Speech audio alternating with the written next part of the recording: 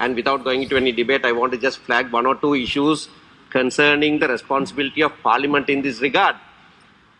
But before I do that, I am bound by law and tradition to disclose my interest in the matter. I am the counsel who appeared for Honorable Ranjan Ramanayake in the Supreme Court.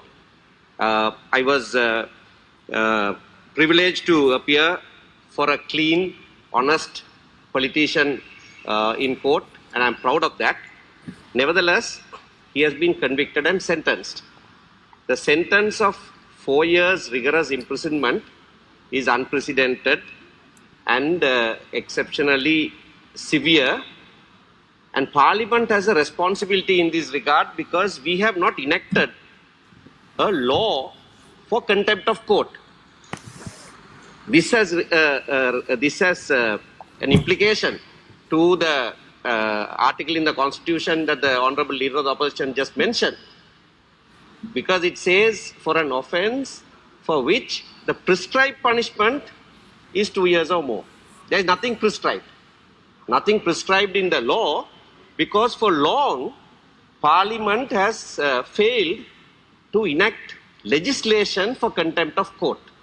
Although there have been in the public realm a lot of instances where even drafts have been made, we have not done that. That is one.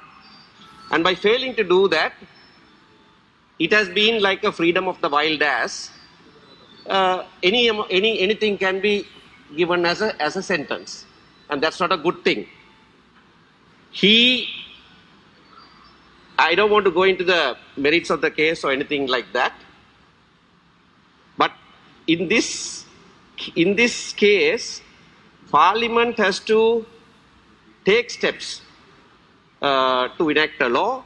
English law is supposed to be the substantive law because we don't have a statute law now. And in English law itself, scandalizing the court is no longer an offence of contempt of court. So unfortunately, the court disregarded that and has misdirected itself. That is my position. But I want to bring to your notice a serious lacuna in the law with regard to a statute for contempt of court that has resulted in this unprecedented injustice to an honest member of Parliament. Thank you.